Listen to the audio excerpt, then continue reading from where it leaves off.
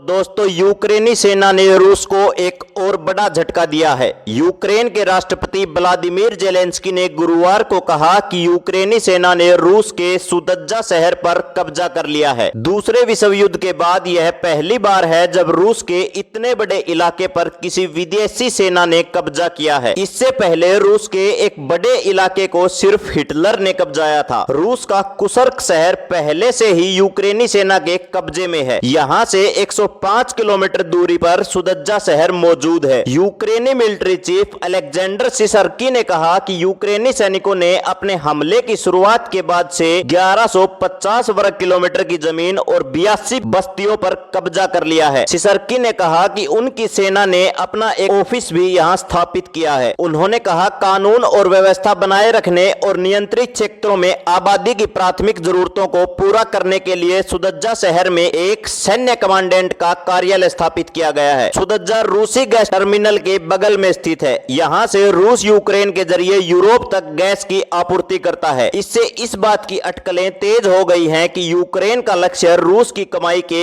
एक महत्वपूर्ण स्रोत पर भी चोट पहुंचाना है। यूक्रेन की जमीनी घुसपैठ ने 76,000 से ज्यादा रूसी लोगों को अपने घरों को छोड़ने को मजबूर कर दिया है और रूस को बैकफुट पर ला दिया है। रूस अब यूक्रेन की जमीन कब्जाने की जगह अपनी जमीन को वापस छुड़ाने के लिए संघर्ष कर रहा है। बुधवार को युद्ध के सबसे बड़े हमले में यूक्रेनी ड्रोन ने 4 रूसी एयरफील्ड्स को निशाना बनाया। रूसी रक्षा मंत्रालय ने कहा कि उसने कुर्स्क और उसके आसपास के क्षेत्रों में 117 बड़े ड्रोन और 4 टेक्निकल मिसाइलों को तबाह कर दिया है। यूक्रेन का हमला रूस के लिए एक बड़ी शर्मिंदगी का कारण बन गया है। तो वहीं यह हमला दूसरे विश्व युद्ध के बाद किसी विदेशी सेना का रूस पर पहला हमला है, जो यूक्रेन की रणनीति में एक बड़ा बदलाव दिखाता है। सुदज्जा शहर में पहुंचे यूक्रेनी सैनिकों ने एक इमारत के झंडे फाड़े, जिसका वीडियो यूक्रेनी न्यूज चैनल पर दिखाया गया। उन्होंने यहां यूक्रेन की जय के नारे लगाए। यूक्रेन ने हमला करते हुए सिर्फ 8 दिनों में रूस की उतनी जमीन पर कब्जा कर लिया है जितना